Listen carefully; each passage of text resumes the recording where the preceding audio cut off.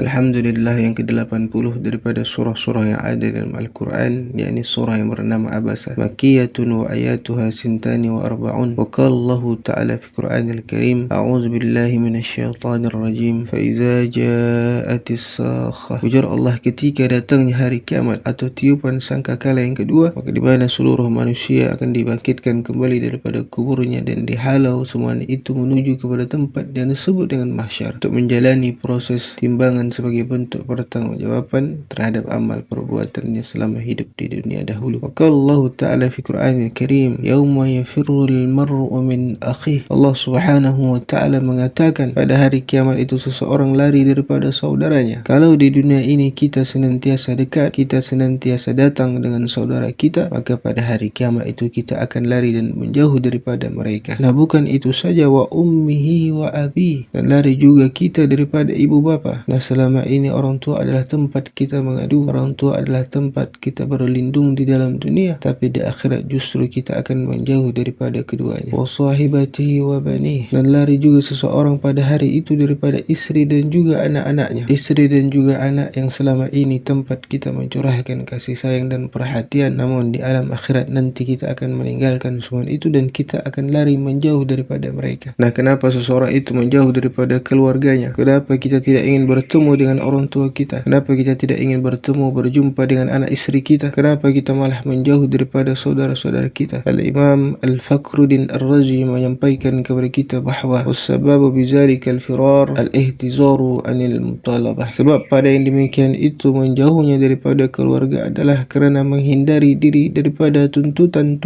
mereka. Karena kita ini takut kalau saudara-saudara kita itu datang kepada kita untuk menuntut haknya. Kita takut mendekati ayah ibu kerana mereka akan menuntut hak-haknya kepada diri kita ini. Kita menjauh terhadap anak dan isteri kita kerana kita takut mereka akan menuntut hak-haknya pada diri kita. Yaqulul akruma wasyaitani bimalik, seorang itu berjumpa pada saudaranya nanti di akhirat, maka saudaranya akan menuntut hak kepada dia. Wasyaitani bimalik, ujarnya, tidaklah engkau pernah membantu aku dengan harta engkau. Di dalam dunia ini aku kesusahan, dalam dunia ini aku kesulitan hidup, engkau tidak pernah memikirkan tentang diriku, maka sekarang aku tuntut engkau kepada Allah kerana engkau adalah saudaraku. Maka di situ kita menjauh daripada mereka. Wa abawani yakulaini kasarta fi birrina, kedua orang tua kita kalau kita datangi pada hari itu, mereka akan berkata, wahai anak, engkau kurang berbakti kepada kami semasa kami hidup dahulu di dalam dunia, maka pada hari ini akan kami tuntut engkau kepada Allah. Nah, apa yang akan dituntut mereka? Apa yang akan dituntut ayah dan ibu kita kepada kita? Mereka meminta pahala atau menanggungkan dosa-dosa mereka. Nah, kami minta pahala engkau agar kami bisa selamat menghadapi perhitungan amal, atau engkau menanggungkan dosa-dosa kami. Wa sahibati yakul an'amtanil haram wa fa'alta wa sana'ta, kalau kita bertemu dengan anak isteri kita di akhirat, apa yang akan dikatakan mereka? Wahai suamiku, engkau ada memberikan aku makan daripada perkara yang haram, ataupun mendapatkannya daripada perkara yang haram, daripada jalan yang haram di dalam dunia. Engkau selalu menyuruhku yang tidak wajib bagiku aku lakukan, engkau selalu membiarkan aku dalam dosa dan kemaksiatan, engkau membiarkan auratku dan lain sebagainya, dan engkau tidak pernah memberikanku nasihat dan teguran. Jadi sekarang ini dosa-dosaku aku minta ditangguhkan kepada engkau, dan amal ibadahmu minta diberikan kepadaku. Jadi seperti itulah keadaan kita pada waktu itu, sedangkan kita ini belum tentu selamat, apatah lagi kita hendak memberikan pahala kepada orang lain pula dan menanggung dosa mereka. Wa qala Allah Ta'ala fi Qur'anil Karim, likulli imri'in minhum yawma idzin sya'nu yughni, bagi tiap-tiap orang daripada mereka pada hari itu, masing-masing mereka hendak mencari keselamatan dirinya sendiri. Seorang anak hanya mementingkan dirinya sendiri, orang tuanya hendak masuk neraka tidak jadi masalah. Orang tua yang penting dirinya selamat, tidak lagi memikirkan anak-anaknya. Nah, di saat-saat genting itu tiap-tiap orang akan mementingkan dirinya sendiri, maka tidak adalah lagi gunanya persahabatan, tidak ada gunanya lagi perkawanan dan lain sebagainya, sebagaimana yang sudah disampaikan oleh Allah Subhanahu wa Ta'ala, fa iza nufikha fis suri fala ansaba bainahum yawma idzin wa la yatasaalun, bila mana sudah ditiupnya sangkakala yang kedua, tidak ada lagi urusan keluarga pada hari itu. Fala ansaba bainahum, tidak ada lagi urusan saling tanya menanya, masing-masing sibuk dan akan menyelamatkan dirinya sendiri. Ibnu Mas'ud radhiyallahu anhu menafsirkan ini ayat bahawa yuradu biyatil abdi awil amati yawmal qiyamah wa yunsabu ala ru'usil awwabin wal akhirin thumma yunadi munadin haza fulan bin fulan man kana kana lahu haqqun falyatihi ila haqqih. Pada hari kiamat nanti seseorang hamba dibawa tangannya, dipegang tangannya dan didirikan di tengah-tengah makhluk, dan disitulah ada pengumuman, wahai penghuni mahsyar, wahai penghuni mahsyar, wahai penghuni mahsyar, yang berdiri ini adalah fulan bin fulan. Maka berdirilah kita, seluruh penduduk mahsyar itu semuanya memandang kepada diri kita ini. Wa kana lahu haqqun falyatihi ila haqqih. Barang siapa yang ada hak kepada ini orang, silahkan datang kemari untuk menuntut haknya. Siapa-siapa sahaja yang pernah dizalimi ini orang, silahkan datang untuk mengambil haknya. Nah, mendengarkan pengumuman itu gembiralah perempuan-perempuan. Kenapa gembira? Karena dia punya hak atas orang tuanya. Karena terkadang orang tua ini bersikap tidak adil terhadap anak-anak, dan biasanya anak laki-laki selalu diutamakan dalam segala hal, sedangkan anak perempuan dinomor duakan. Wakala Rasulullah sallallahu alaihi wasallam menyampaikan bahawa i'dilu baina auladikum, adillah kamu terhadap anak-anak kamu, baik itu anak laki-laki maupun anak perempuan. Nah, pada saat itu anak perempuan akan menuntut hak kepada ayahnya, atau ala zawjiha atau istrinya, atau ala baniha atau anak putranya. Jadi setiap tuntutan-tuntutan yang dizalimi pada hari kiamat itu tidak ada lain selain daripada dua perkara. Ada kalanya kita bayar dengan pahala kita, atau dosa mereka akan kita tanggung. Nah, coba bayangkan kita ini dalam dunia menjadi seorang pedagang, menjadi seorang pengusaha, kemudian sudah berpuluh tahun kita ini berdagang, dan semasa berdagang itu kita menipu orang, menzalimi orang, mengurangi takaran, mengurangi timbangan dan lain sebagainya. Nah, sungguh sudah berapa banyak orang nanti di akhirat akan menuntut haknya kepada kita. Apatah lagi kita ini menjadi seorang pejabat, seorang kepala desa, seorang gubernur dan lain sebagainya. Sungguh berapa banyak orang nanti akan menuntut haknya kepada kita. Jangankan kita ini menghadapi orang banyak, menghadapi anak istri kita, orang tua kita sahaja, kita sudah lari dan kewalahan. Waqala Rasulullah sallallahu alaihi wasallam, man kanat indahu muzlimatun li akhi aw min ardihi aw syai' falyatahallahu yawm, ila akhir hadis. Ujar baginda Rasulullah, barang siapa yang pernah berbuat zalim kepada orang lain, hendaklah dia meminta halal sekarang dalam dunia ini, sebelum masa itu tidak ada lagi yang namanya dinar dan dirham. Artinya apa? Sudah tidak berguna lagi minta maaf, minta halal, karena kalau sudah di akhirat tidak berlaku lagi yang demikian itu. Fala ansaba bainahum, tidak ada lagi urusan-urusan keluarga di situ. Likulli imri'in minhum yawma'idhin sya'nu yughnih, masing-masing akan disibukkan dengan keadaan dirinya sendiri. Nah, jadi ada orang bertanya, siapakah lagi yang diharapkan pada hari itu? Ayah, ibu, suami, istri, saudara dan anak-anak tidak bisa lagi menolong kita. Nah, yang menjadi harapan dari keadaan itu satu-satunya adalah orang yang bisa dan mampu memberikan syafaat dan pertolongan kepada kita, yakni baginda Rasulullah sallallahu alaihi wasallam. Wakala Rasulullah sallallahu alaihi wasallam menyampaikan bahawa yasfa'u yaumal qiyamah salasatun al-anbiya, thumma al-ulama, thumma syuhada. Dan nanti yang bisa memberikan syafaat pada hari kiamat itu, ujar Nabi, ada 3 kelompok manusia. Yang pertama itu kelompok para nabi dan rasul, ada kelompok para ulama, dan kelompoknya para syuhada, orang-orang yang syahid fisabilillah. Jadi mereka itu bisa memberikan syafaat setelah sudah diberikan izin daripada yang punya syafaat, yakni junjungan kita, nabi kita tercinta baginda Rasulullah sallallahu alaihi wasallam. Jadi hanya itulah yang bisa menolong kita. Itu sahajalah harapan kita nanti di akhirat. Padang mahsyar itu tempatnya sangatlah luas, lebih dari ratusan miliar orang di situ. Di manakah kita bisa berjumpa dengan Nabi untuk bisa meminta pertolongan yang demikian, untuk bisa mendapatkan syafaat yang demikian? Kalau Rasulullah sallallahu alaihi wasallam, inna awlan nas fi yaumil qiyamah aktsaruhum alayya salata. Inna awlan nas, para pensyarah hadis mengatakan bahawa aula itu artinya adalah orang yang paling dekat denganku, yang paling berhak denganku mendapatkan syafaatku pada hari kiamat adalah orang yang paling banyak di antara kalian bersalawat atasku. Nah, siapa-siapa sahaja kalau ini orang sudah banyak bersalawat kepada baginda Rasulullah, maka dekatlah dirinya nanti dengan Nabi. Demikian itu adalah modal yang sangat besar. Mudah-mudahan kita ini berjumpa dengan Nabi dan kita ditolong oleh Allah Subhanahu wa ta'ala. Allahumma a'inna ala dzikrika wa syukrika wa husni ibadatik. Allahumma innaka afuwun karim tuhibbul afwa fa'fu anna. Allahumma ij'al akhir kalamina la ilaha illallah Muhammadur Rasulullah sallallahu alaihi wasallam. Barik Allahumma lana fi syahri Ramadan